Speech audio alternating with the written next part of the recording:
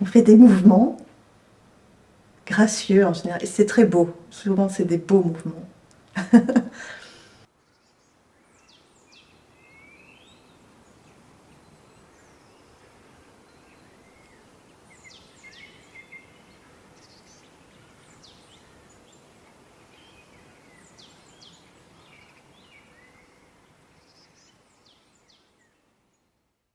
On fait quoi globalement? On fait le moins possible de choses, je dirais moi. Souvent, quand on débute dans la pratique, on a l'impression qu'il faut faire beaucoup, beaucoup de choses. Et puis en fait, au fur et à mesure, on se rend compte que la pratique est simple et que moins on fait de choses et mieux ça va se passer. Parce que en fait, l'idée c'est de détendre le corps et l'esprit. L'idée de la pratique, l'idée profonde et fondamentale de la pratique, c'est ça, c'est la détente du corps et de l'esprit, afin que le chi puisse retrouver une circulation harmonieuse, afin que le chi puisse descendre dans la partie basse du corps et que le haut du corps puisse s'ouvrir au niveau médian et s'apaiser au niveau supérieur. Parce que la nature humaine, si on ne l'embête pas, si on ne l'empêche pas, elle est harmonieuse, elle est en équilibre, elle est comme toute la vie, elle se restructure. Ce qui empêche la santé, ce qui empêche la libre circulation de l'énergie, ben, c'est tous les troubles qu'on a, tous les tourments, tous les soucis, toutes les choses qui nous embêtent.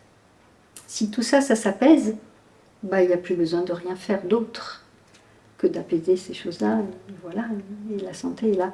Et donc la pratique du Qigong, elle utilise des moyens qui peuvent paraître parfois complexes, voire des gestes compliqués, mais ces gestes compliqués, c'est juste pour nous obliger à ne penser qu'à ce qu'on est en train de faire, et nous permettre de ne plus penser à nos soucis.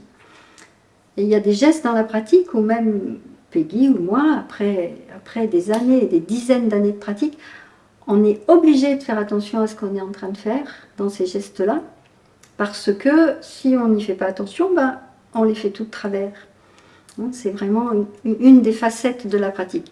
Et puis l'autre facette, c'est des gestes tout simples, très simples, juste pour ramener de l'harmonie et de la détente corporelle.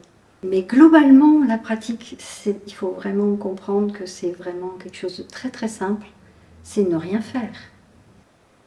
Oui, l'avantage de cette pratique, c'est qu'elle va amener beaucoup de fluidité, de retrouver une conscience corporelle,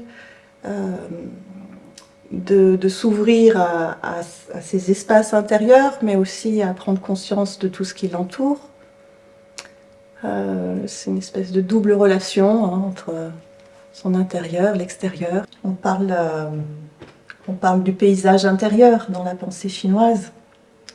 Et que cet extérieur, ce paysage qu'on peut voir, les montagnes, les rivières, tout ce qui nous entoure, la grande nature, elle est à l'image de tout ce qui se passe à l'intérieur de nous. Les cascades.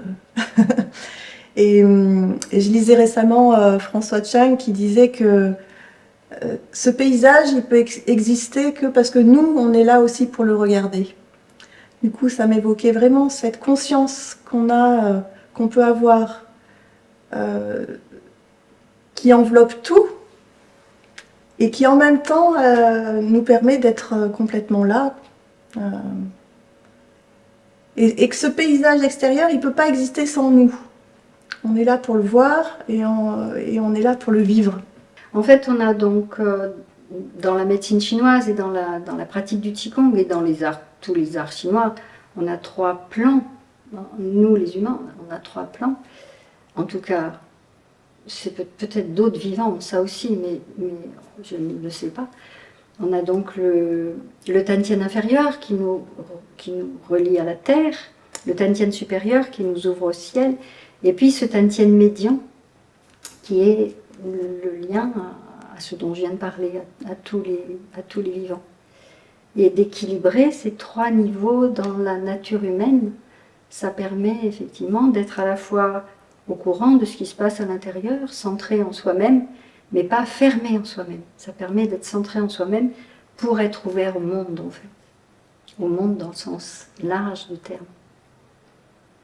Oui, sinon on se retrouve un peu déconnecté aussi, hein. L'idée de la pratique, c'est pas d'être trop éthéré et d'être relié tout le temps à, à une sphère qui serait trop légère. On a besoin d'être ancré. Et donc la notion du centre, elle est vraiment très importante pour ça. D'avoir les pieds bien sur terre. Et quand on a les pieds bien sur terre, bah, du coup, on peut être effectivement en relation et puis être capable de gérer son quotidien et, et de le vivre autrement.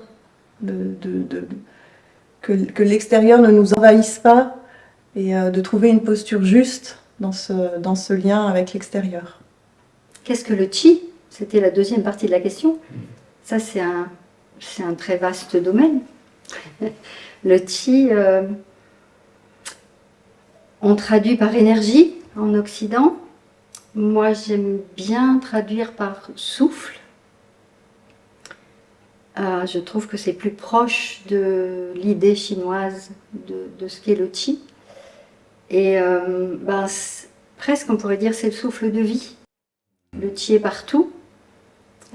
C'est le mouvement de la vie. Il est partout dans l'univers et c'est ce qui permet à la vie d'exister. Donc, pour moi, tout ça, c'est la représentation du mouvement de la vie qui est le chi.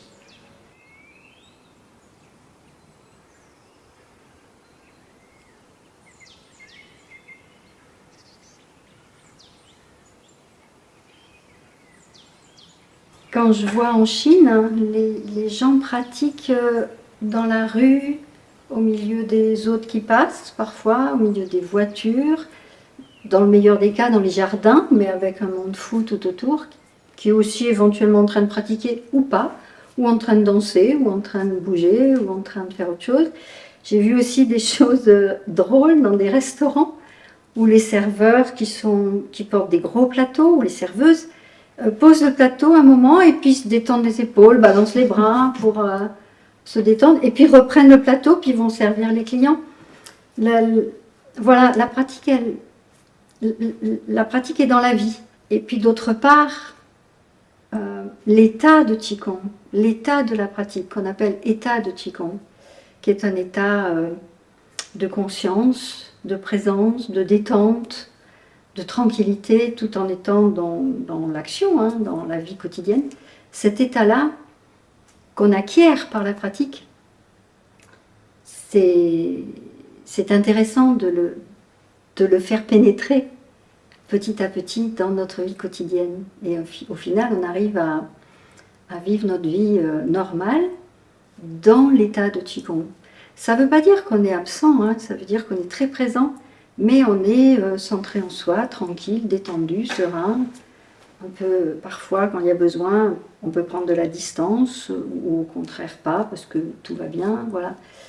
Et si on a juste ces deux façons de mettre la pratique et la vie ensemble, ça fait du bien. Ça fait du bien ça fait du bien à soi et ça fait du bien autour de soi.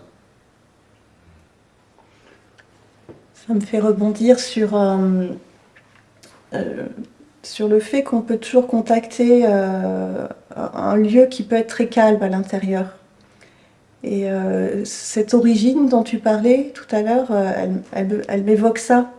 Ce lieu qui peut être très paisible, au-delà de nos mouvements, de nos émotions, de tout ce qui peut se passer dans une vie.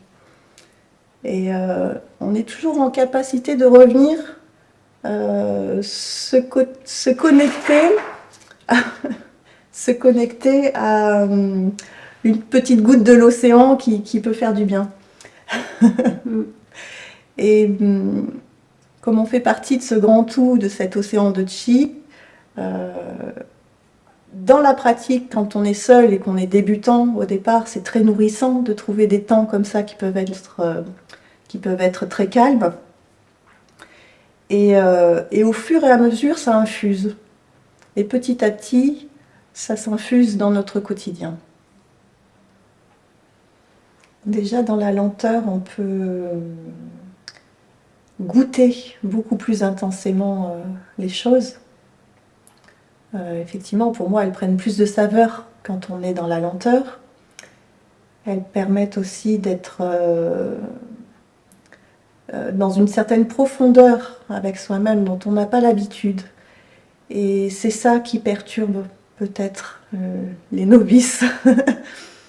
C'est que c'est quand même pas facile de faire un chemin qui touche cette qualité d'être et cette profondeur. Par rapport à la lenteur, je pourrais avoir une réponse très technique, c'est-à-dire le Qigong, globalement, cherche à détendre les articulations, les tendons, mais aussi les muscles du mouvement, et à tonifier les muscles profonds. Dans la vie courante, souvent on est beaucoup trop assis, ou assis comme on est là, c'est-à-dire appuyé sur un dossier, au lieu de se tenir soi-même, ou au lieu d'être debout et de marcher. Hein. Et ce qui a pour effet de diminuer la tonicité des muscles profonds. Et ce qui fait que quand on veut se tenir debout, ou marcher, ou bouger, ben on n'a plus la possibilité d'utiliser cette tonicité naturelle du corps, et on utilise les muscles du mouvement pour un usage pour lequel ils ne sont pas faits. Parce qu'ils sont faits pour bouger, pour aller attraper quelque chose, voilà. Mais si on veut se tenir, ne serait-ce que sur une chaise ou sur un coussin, juste comme ça, au bout de 5 minutes, la plupart des gens, ils sont comme ça parce qu'ils y arrivent, parce que le corps ne sait plus faire. Et les muscles posturaux, les muscles qui permettent cette verticalité naturelle, eux, ils ont besoin d'immobilité. Les muscles du mouvement, ils ont besoin de bouger. Le propos du Qigong, c'est d'aller dans la lenteur. Un des propos du Qigong, c'est d'aller dans la lenteur pour permettre aux muscles du mouvement de se détendre, tout en bougeant quand même, donc de ne pas être stressé par l'immobilité, et aux muscles profonds de se tonifier parce qu'on est proche de l'immobilité. Donc c'est un jeu comme ça entre muscles du mouvement et muscles profonds que permet la lenteur. Petit à petit, on va retonifier ceux qui doivent être tonifiés et détendre ceux qui doivent être détendus. Donc ça, c'est une des réponses que je peux apporter. Et l'autre réponse, hormis celle qu'a fait Peggy, qui est encore une troisième réponse, c'est qu'il y a un lien. Le Qigong, c'est pas seulement faire des mouvements, c'est aussi ces mouvements doivent être accompagnés d'une respiration rythmée sur la gestuelle et de la pensée, ce qu'on appelle le yi, donc l'intention, le propos, qui accompagne le geste, qui met le chi en circulation à l'intérieur du geste. Et l'idée, c'est que la respiration s'apaise au fur et à mesure. On respire souvent un peu trop rapidement dans la vie qui nous affairait, comme tu as dit tout à l'heure. Et pour apaiser la respiration, il faut ralentir. Donc le fait de ralentir le geste va faire que la respiration va se ralentir. La respiration se ralentit, le geste ralentit, la respiration, il y a aussi un jeu comme ça entre les deux, qui fait qu'au bout du compte, la lenteur du geste va amener un apaisement de la respiration, qui amène un apaisement de l'esprit, et aussi une amplitude respiratoire qui amène un meilleur nourrissement de l'ensemble du corps. Donc la lenteur a vraiment 3 sens. Le sens de pouvoir aller effectivement dans la profondeur, parce que quand on va vite, on reste en surface, et puis de tonifier les muscles profonds et de permettre à la respiration de trouver son amplitude. Donc ça a vraiment une très grande utilité. La pédagogie de l'école du Qi, en fait, elle a une spécificité qui est peut-être pas unique dans le domaine des écoles de Qigong, mais en tout cas qui est bien marquée pour nous deux en tout cas, mais pour les autres enseignants aussi, c'est que on ne pratique pas en s'enfermant à l'intérieur, on pratique en s'ouvrant à tout l'existant, à tout ce qui est. Donc effectivement, dans la conscience et la présence de ce qu'a nommé Peggy, c'est-à-dire les montagnes, les lacs, les forêts, les rivières, les océans, mais aussi les animaux, voilà, tous les vivants qui sont là, et encore plus large que ça, les galaxies, l'univers, peut-être les univers, je ne sais pas s'il en existe un ou s'il en existe plusieurs. Et moi, ce que je trouve intéressant, justement, dans la pratique du Qigong, c'est que ça nous permet de nous relier ciel-terre, ça c'est très connu, hein, l'axe vertical, ciel-terre, mais ce plan horizontal qui nous ouvre à l'immensité de notre biotope, ça amène quelque chose, une dimension autre dans la pratique du Qigong, et ça, justement, par ce Qi, qui est le lien entre tous les éléments de la vie, ça nous relie à l'infinité de tout ce qui existe.